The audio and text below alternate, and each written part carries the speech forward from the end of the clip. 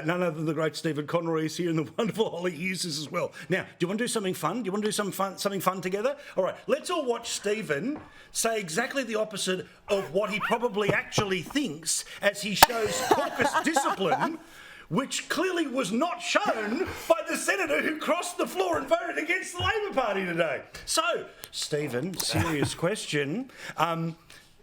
No penalty for the person who voted against the government for the first time since 1986? Well, look, Paul, I just want you to know, firstly, I'm under more pressure than normal tonight for probably the first time. My daughter's watching, so I've really got to be on my game. So, look, I don't think anyone said there'll be no punishments.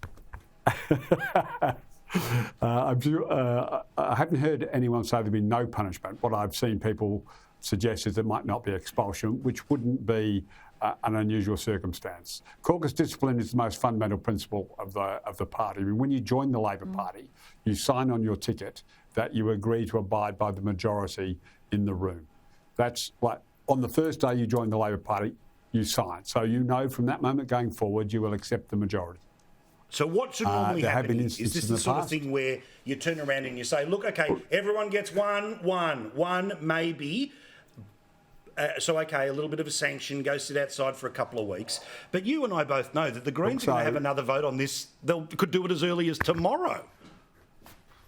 Yeah. So, look, the issue is whether or not any individual, so not singling out the current circumstance, any individual is a recidivist, whether they repeatedly attack Labor Party policy publicly, whether they repeatedly attack the Prime Minister and key ministers publicly, whether they speak in Parliament against the party's positions. And at this stage, she's probably at the softer end of that. If she was to keep going, I think the case would begin to build to ultimately expel her.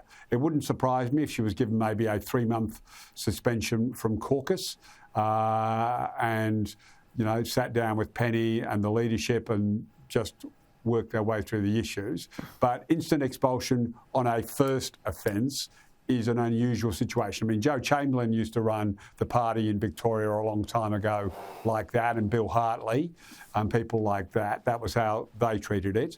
We're a little bit more mature and nuanced nowadays. So I wouldn't expect expulsion in this instance unless she became a repeat offender. And that's the thing, Holly, where the Greens, let's talk about this bigger than just the individual, right? The Greens see the opportunity to wedge the Labor Party into essentially sort of Israel or Palestine style position. There is no Goldilocks place in any of this when you're trying to deal with the most activist of groups. But the reality here is that for the Labor Party, there are these Muslim vote matters people, all the rest of it. They're not going to run candidates, but they could run a bit of pressure here, there and everywhere. If the Labor Party expelled an Islamic woman for standing up for the state of Palestine, well, then the Greens would say, darling, come and join our number, and everyone who's peed off, come and vote with us. Now, admittedly, it all ends up still as preferences for the Labor Party, but that's the game the Greens want to play here. They want her to become the political martyr in this moment.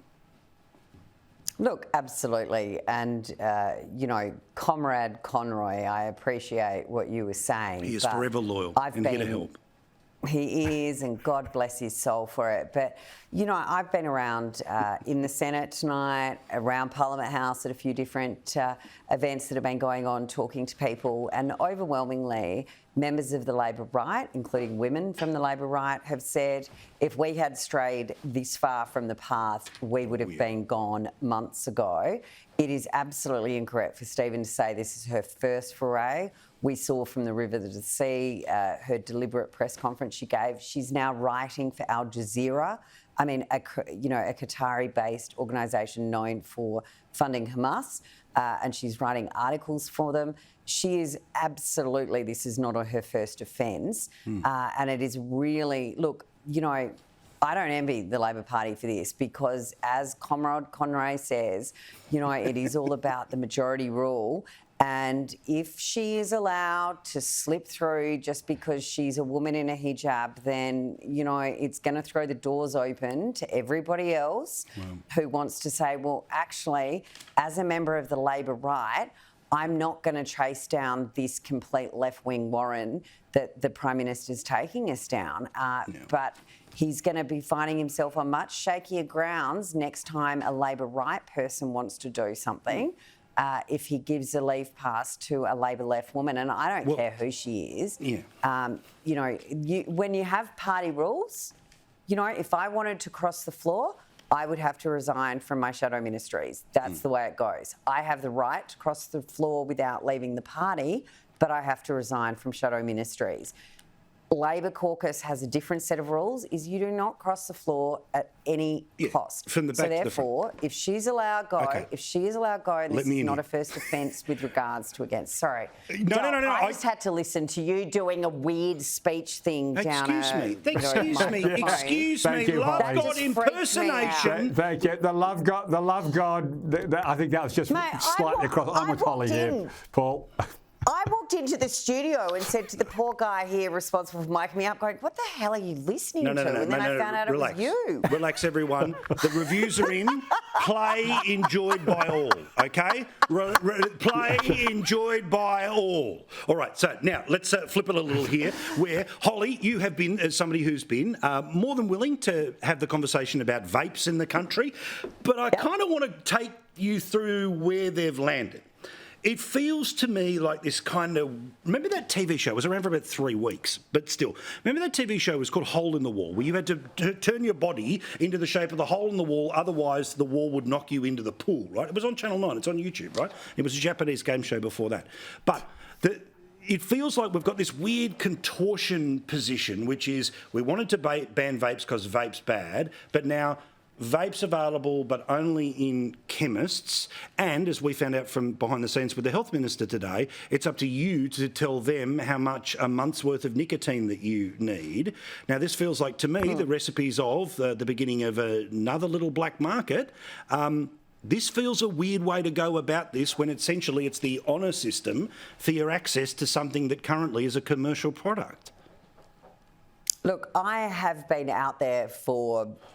years. I chaired an inquiry into this issue years ago.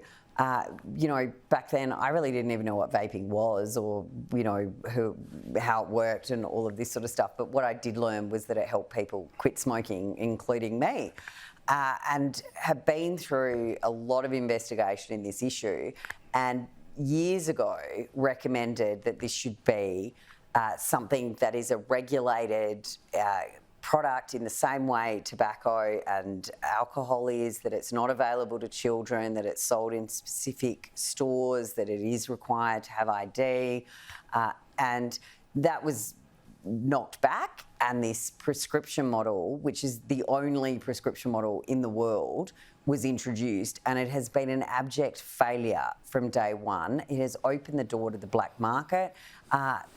Where I live in Sydney, within, a 3-minute walk, I can hit 17 tobacconist stores.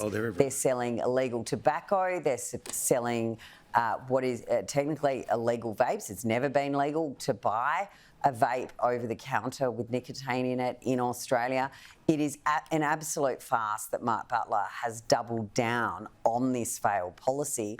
But then to make it worse, he's now entered into this weird agreement with the Greens that it's all illegal from July 1, but from October.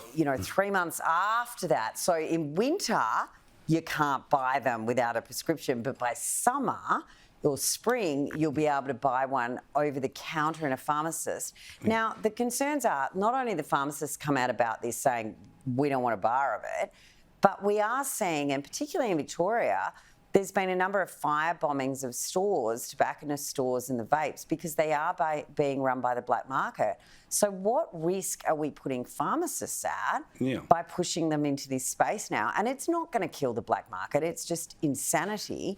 But I am pleased today that the Liberal Party and the Coalition has come out with a policy which does announce a regulated model for vapes to actually keep them out of the kids' hands, but also allow revenue to be generated. that's it. Because when Get they're the sold in a tax pharmacy and under then a pay for good, the but health when they're and- sold in a pharmacy under a therapeutic good, you can't put a GST on them. You can't put any tax on them. Yeah. So if you sell them as a consumer regulated product, you can put an excise, you can tax them, their GST. You can actually use the revenue to do youth education programs, to have better border security, to do better enforcement programs. But yet Butler has done a deal with the Greens for this weird thing. The pharmacists are up in arms about it. It's just bizarre. All right.